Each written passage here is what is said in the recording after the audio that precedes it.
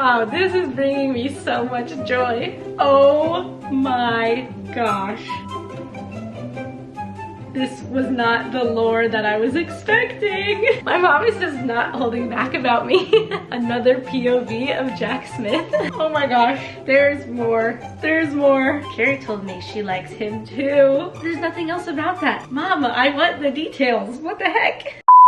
I may or may not have stolen my mom's diaries. That is right, you are hearing me correctly. These journals are my mom's. Actually, that is a lie though. This one is my dad's, but these two are my mom's. And today I am going to be reading them. I know you're probably really confused, like, Carrie, what in the world are you doing? How dare you read someone else's journal? Especially when I have so many journals myself and have talked about how my dad actually read my first diary. I'm sure my family members have read my other journals. I hope not, I don't know. It's kind of like an ignorance is bliss thing, but today I decided I would get back at them and read theirs instead. I'm just kidding. I'm kidding.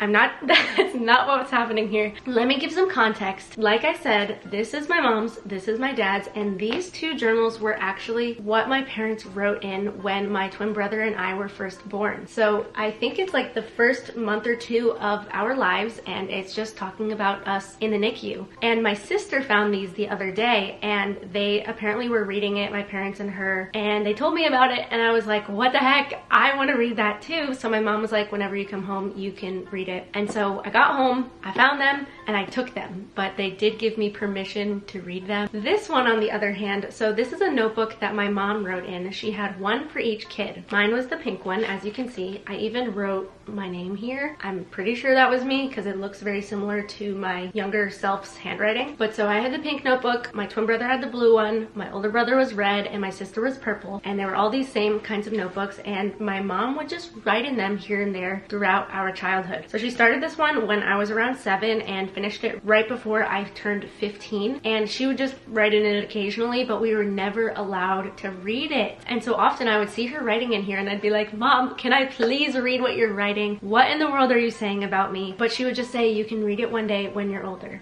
But now I am older, and I had honestly forgotten about it until my sister found them, and I was like, I am gonna read that too. All of that to say, I am beyond excited to read these. It is just beyond special to think about having stories written by my parents of my life from times that I don't remember or times that I do remember. I mean, I'm sure this journal is going to have a lot of overlapping stories with things that I've written about. And what's really cool too is I've thought about sharing my journals with my kids someday. I mean, I started when I was 6 years old and have been journaling all throughout the rest of my life. And I've always loved the idea of being able to show them, oh, this is a journal entry from when I was your age. And although these journals are a little bit different since they're about me, and these ones are also about my twin brother too, it still is just so cool to be able to have your parents' perspective on life. And I'm sure it's going to give me a really beautiful window into motherhood. I mean, maybe my mom only wrote about just me in here, but maybe she also wrote about what it was like to raise me. I don't know, because I've never read it. But especially before I become a mother myself, I just think it will be so cool to read my mom's own perspectives on what it was like to have me. Also, as a side note, I have a huge passion for labor and delivery. I hope to work in labor and delivery as a nurse. So I just think it'll also be really cool to read these from the lens of having knowledge about those kinds of things and just being able to really appreciate what my parents went through, the struggles of having babies in the NICU. And although I can't relate to it myself because I haven't had a baby in the NICU, I at least will probably be able to understand a little bit more of the situation because of my experience working with that patient population. I think I'm gonna save these ones for another day because there's a lot in here and I kind of just want to see if there's any overlap with stuff I've written about. So when I first open it up, there's this little pocket on the cover here. My sweet mom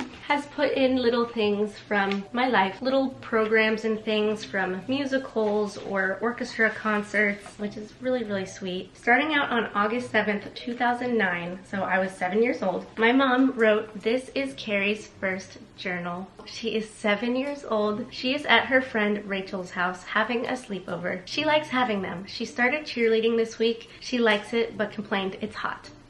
And that was the first entry. So that's so funny that that's the thing that she chose to write about to start the journal. She likes it, but complained it's hot. Okay, but aside from that, this is so cool to see my mom's handwriting and thinking about me at 7 years old and her writing about this. The next entry is a week later on August 14th, 2009, and it says, Carrie is at Nora's house having a sleepover. Nora was my best friend when we lived in Florida. She was so excited. When Carrie gets excited, she gets so hyper and giddy. She also tries to show off. It's cute in a way because you definitely know how she is feeling. We were walking from cheerleading practice the other night and talking about what they will be when they grow up, and Carrie reminded me that she wants to work in a hospital and deliver babies because she loves babies. Oh my gosh, what did I say? Wow, wait, that is so cool, because I know I have, like, I think in this journal, this little diary, that I wanted to deliver babies when I grow up. But here's another proof. When I was 7 years old, my mom wrote that I wanted to deliver babies. It's been a lifelong passion, people. Wow, that is so it's not validating because I've known that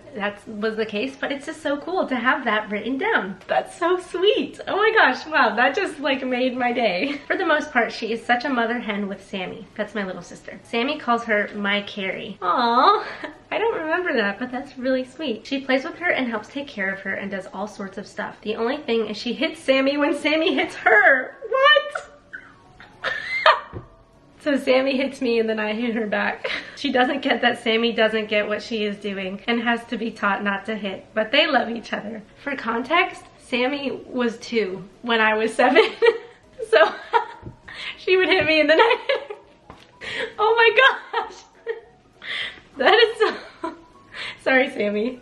Oh man, wow, this is bringing me so much joy. And I'm only on the first page. I mean, it is full. Wow. Okay, then we have August 25th, 2009. Also, one thing about my mom is she doesn't start the entry at the top of the page. She just will continue where she left off with the date, which honestly, I've thought about doing that in my own journaling because sometimes I really don't want to write an entire page, and sometimes I feel like I'm just like scribbling just to finish the page, and I do see the benefits with that because it makes me stretch my brain to produce something when I'm not wanting to, which I feel like produces more creativity in the long run. But at the same time, I do wonder what my journaling would be like if I allowed myself to not write a full page if I really wasn't feeling it. I worry that I would fall in the trap of always writing just a little bit and then I would excuse like sitting down to actually write. But at the same time, maybe I would end up writing more and more meaningful things when I do have the time, you know? So I think about that. August 25th, 2009. Today was the first day of school. Carrie was so excited. Of course, she comes into my room to ask me to help her get dressed. She always thinks she can't do things, but then I make suggestions and she doesn't like them.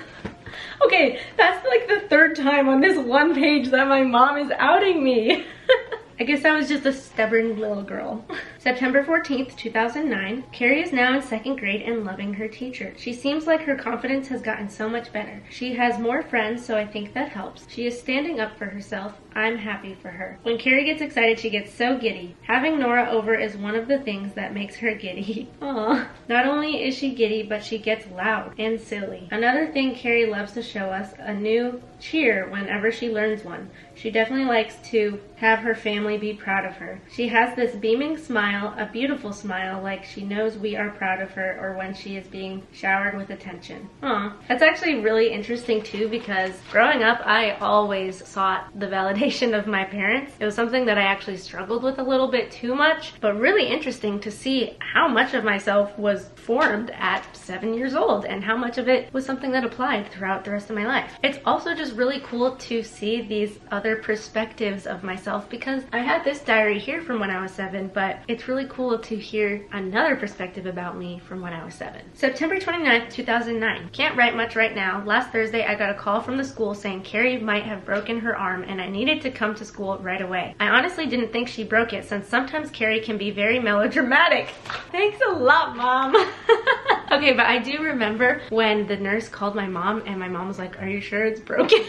And my mom had told me, she was like, "I really did not think it was actually broken," but it was. I went right away, and as soon as I walked into the nurse's office and saw Carrie and her arm, I knew she broke it.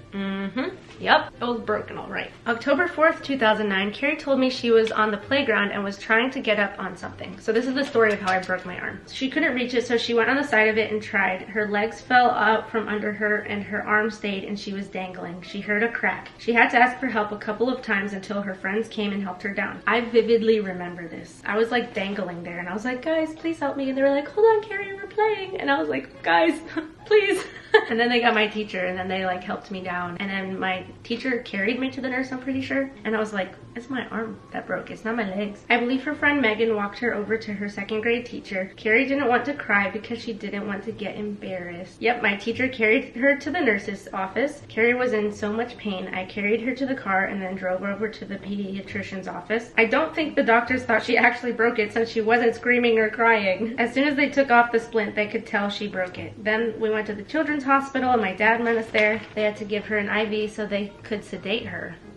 I did not remember that. She was a trooper the whole time. She broke both of the bones in her lower arm. The radius had a bigger break. They bent it back into place. On the way home, we stopped and Carrie got a milkshake. December 19th, 2010. Carrie did something so sweet. She earns fake money in school. She saved her money so she could buy this bear that was camouflaged from the prize box. She had $99 and it was $100. Carrie told her teacher she wanted to buy it for her dad's birthday, so her teacher gave it to her for $99. She gave it to Daddy and felt so special. And he still has that. That's really sweet to think about. January 27th, 2010, I made one of Carrie's favorite things for dinner tonight. That is mashed potatoes. That's still my favorite food. She could eat and eat and eat them. She is just like her mommy. The last couple of weeks, Carrie has homework to do a writing prompt. She hates to write. Wait, actually? Okay, so at first I was like, that makes no sense because I was voluntarily journaling. But I do remember when we would have to write stories in school, like fictional stories or anything like that, I really hated it. And then in 3rd grade, I forget exactly why, but I remember ending up really enjoying writing. And I'm pretty sure it was 3rd grade, so this was still in 2nd grade. But that's so interesting to think about. She is so smart and has never had any problems with homework. She is my perfectionist. However, she hates to write. September 8th, 2010. Last night, Carrie was cleaning her room before bed and shut her finger in the closet door. I was just thinking about this last night because I just like smushed my finger. I like clipped it on something, and if you can see, there's like a little red dot. And I thought at the time that I accidentally squished my finger in a closet door and it caused the same thing to happen, but it was like the entire surface of my finger. That is actually so crazy because I was just thinking about this last night. Oh my gosh, on December 29th, 2010, my mom said Carrie went with us to get our puppy Jake. She was so happy. Oh, that is so sweet to think about. Jake is our golden retriever. He's 14 and a half right now. So he was just a little itty bitty puppy, and that was when we got him almost 15 years ago. Oh my gosh, guys. Oh my gosh! On April 14th, 2011, my mom wrote, she came home yesterday and told me that one of the kids in her class, Jack Smith, that's the fake last name that I've given him, that you guys know from the Reading My Diary series, might like her. This was not the lore that I was expecting. Another POV of Jack Smith. For context, if you haven't seen the Reading My Diary series, Jack Smith was my first ever crush in 3rd grade. Oh my gosh, wait, whoa. She told me how he handed her lunch first before all the other kids, gave out the paper to her first, even though she was across the room. I think Carrie feels a little uncomfortable with it. I think it is cute. Aww, I think that's all she wrote about that, but maybe there's more. That's so funny. Now I just want to like look through and see. Oh my gosh, there's more. There's more. Oh, my camera's about to die, but wow. Hold on. Okay, I just changed my battery. Let's get back to business. I cannot believe there's more to the Jack Smith Chronicles. October 9th, 2011. It's been so long since I've written. Carrie is now in 4th grade. Her best friend, one of them, Danielle, who has been in her class for the last 2 years, is no longer in her class. But a boy, Jack Smith, is in her class again. She told me he liked her last year. Carrie told me she likes him too. He now comes by almost every day to ask if Carrie can come outside and play. It's cute. Carrie said she is sad that he is moving to North Carolina next year. She asked me when did I meet Daddy. It's cute. Oh my gosh. That's so funny because I think in my diary, my little kid diary, I had said something about him not wanting kids, and I was like, was I wanting to have kids with him? And here I was too, being like, oh, when did you meet Daddy? Trying to think about, you know, is he my man? Spoiler alert, he is not. Found someone far superior to any other guy out there, but wow. That is really cute though. Oh yeah, Carrie was playing with Jack Smith and his sister. She is in 5th grade. Jack and his sister were talking about the period. What? The period. So Carrie had to know what a period was, so I explained it to her. I even showed her the body book for girls that I got for her. That's like the Care and Keeping of You American Girl doll something, and it was just like a little kid intro to puberty book or something. I told her it was for 8 and up. Carrie said the book wasn't appropriate for her, so she didn't take the book. I was probably like, whoa, this is crazy stuff. November 7th, 2011, my mom said, Carrie dressed up as a scary person for Halloween. She looked great. Great makeup with fake blood. She went trick-or-treating with Ben and Nora. She also wanted to go with Jack Smith, but I said no. Man, that's so sad. Aww. I looked over at Carrie and she looked beautiful. Carrie just continues to keep getting more and more beautiful. It shocked me to hear her say she doesn't think she is beautiful. It's really cool though to see the developmental stages of me growing up throughout this journal as I'm becoming more aware of my appearance in my preteen years. Carrie said she might not be able to be friends with Danielle anymore since Danielle doesn't like mashed potatoes. I'm sure that was a joke, but I'm so sorry, Danielle. She's still my friend. We still keep in touch. But that's so funny. Oh my gosh. On March 7th, 2012, my mom said, Carrie is so beautiful and photogenic. I'm not the only one who thinks it. The little boy, Jack Smith, in her class likes her. And then when we were up at the baseball field for Nate's game, I heard a boy, he's in Carrie's partner class, ask Ben, is Carrie here? Is she going to watch the game? I was in the bleachers behind them. This boy had a crush on Carrie. Wait, who? I don't know who this is. There's nothing else about that. Mom, I want the details. What the heck? Who was this boy? Aw. April 17th, 2012, on that same page, my mom said, it's been so long since I wrote in this book. My Carrie is now 10. She is turning into a beautiful young lady, more and more every day. I love it when people say she looks like me. What a compliment. That's so sweet. Carrie had helped me make their cake, the lemon cake with strawberries, which, fun fact, my wedding cake was actually based off of that cake. Carrie wanted a birthday party that boys and girls could come. She wanted Jack to go. Wow, I was gonna make my birthday party a girls and boys birthday party just so Jack could go. Aww. July 21st, 2012. Carrie got to have a 6-night sleepover with Nora before we moved to Virginia. Carrie was at Nora's house when the movers were loading up the truck with our stuff. She came home and the house was empty. It hit her then that she was moving. She just started crying and said she hated the military and didn't want to leave her friends. My dad was in the army and so that's why we were moving. It was a really hard move on me. She is trying to be positive about the move, saying she will meet new people and see new places. On the way to moving to Virginia, we stopped in North Carolina for a couple of nights. Ben and Carrie slept over at Jack Smith's.